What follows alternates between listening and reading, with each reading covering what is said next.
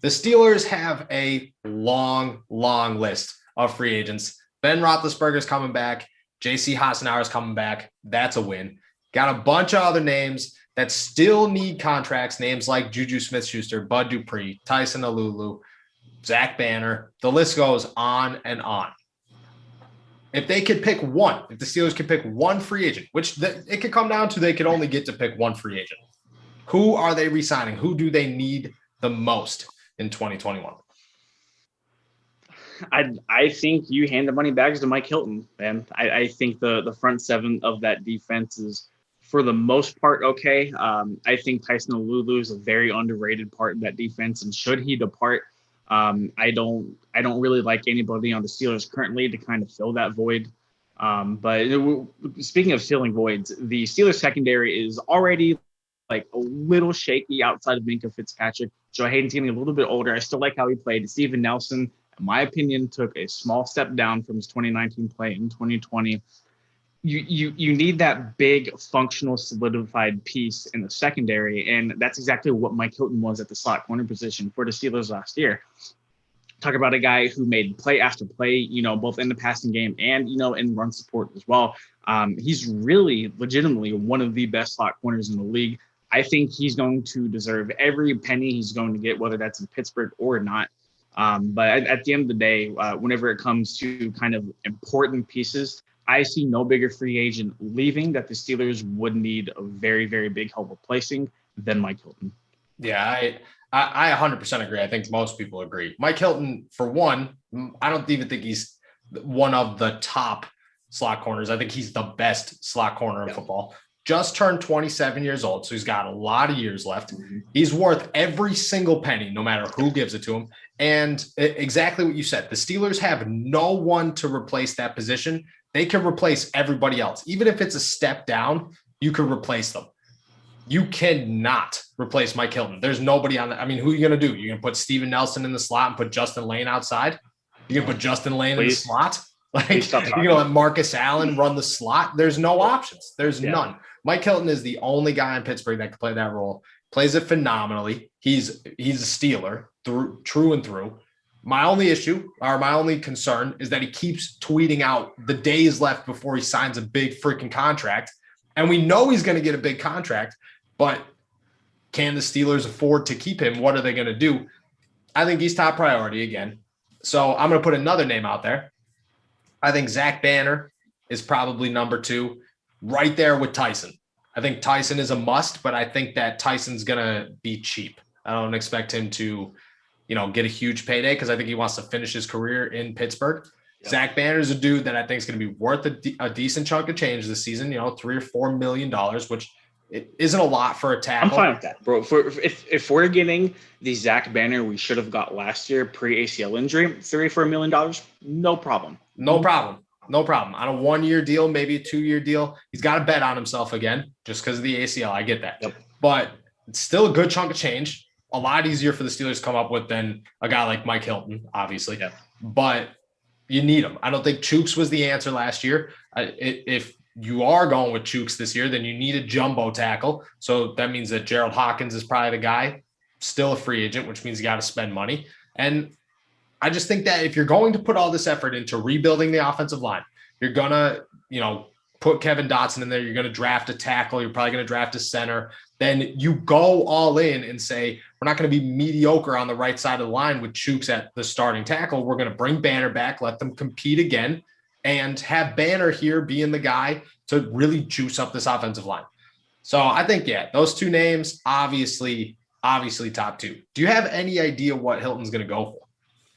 No, just because there's not always a super big market for slot corners, especially at Mike Hilton's age, not a clue. I certainly hope it's going to be more than the tenders that he's been kind of slapped with, because he hasn't gotten paid a whole lot for his. He has not gotten paid. I think that's I think that's why he's really excited to kind of get out and see what the market would be.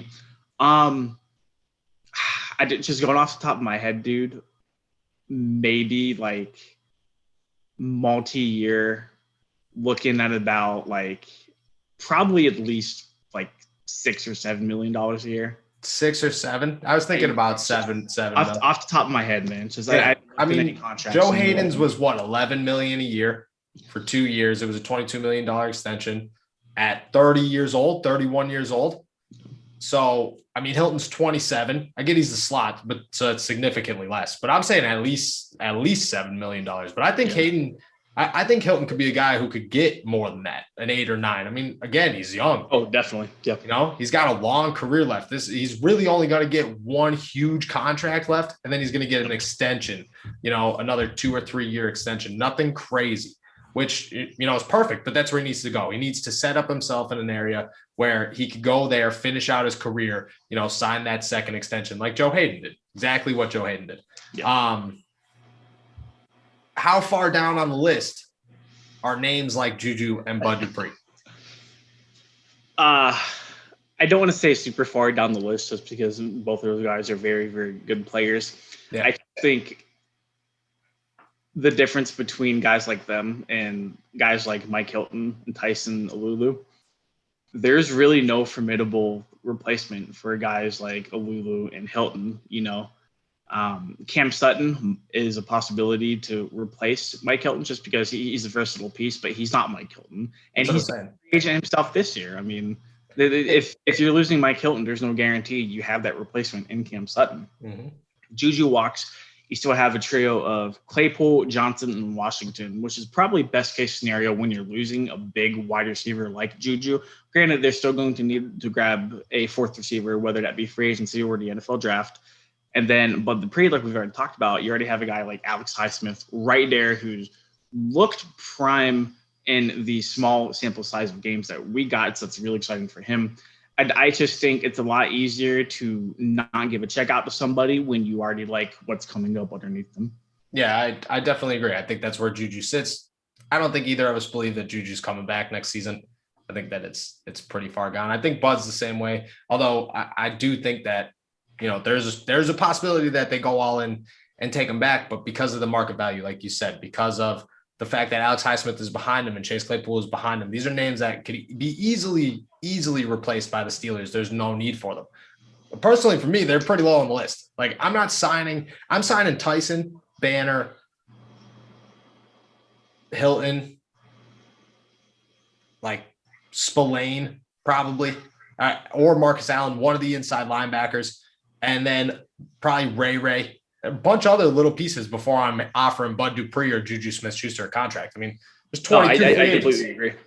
Yeah, there's 22 free agents. That's a long list of players. This is not just starters. They have a long list of starters that are free agents. They have a longer list of backups that are free agents. And the Steelers, if they showed anything over the last 2 years, it's that they cannot stay healthy. So they need quality backups. Yeah, I think that unfortunately both of them are pretty low on the list. But it's unfortunate for the Steelers. It's not unfortunate for them. They're going to make a boatload of money. Juju, in my opinion, Juju's worth $14 million in free agency. Yeah. And he's going to end up somewhere crazy, somewhere that suits him better than Pittsburgh does. Because Pittsburgh, in my opinion, is not a city for a guy with the brand that Juju has. You're going to get a lot of guys like Mark Madden just constantly trashing him for doing nothing, for being who he is. Just like Chase Claypool. Chase Claypool is not a guy who should be in Pittsburgh. James Washington is a guy who should be in Pittsburgh. You know, Deontay Johnson is a guy who should be in Pittsburgh. They don't say much. They don't have a big following. They just do their thing. And that's not bad. I can't remember the last time James Washington said something. And I'm like, like, why did James Washington say that? Never in my life. He doesn't say anything. Super quiet. DJ is the same way. Super quiet guys. And that's just what the Steelers need. The Pittsburgh overall has a problem with guys who like to smile and get on camera. No. So, you know, guys like Juju deserve better, in my opinion. And I'm part of the problem. So it is what it is.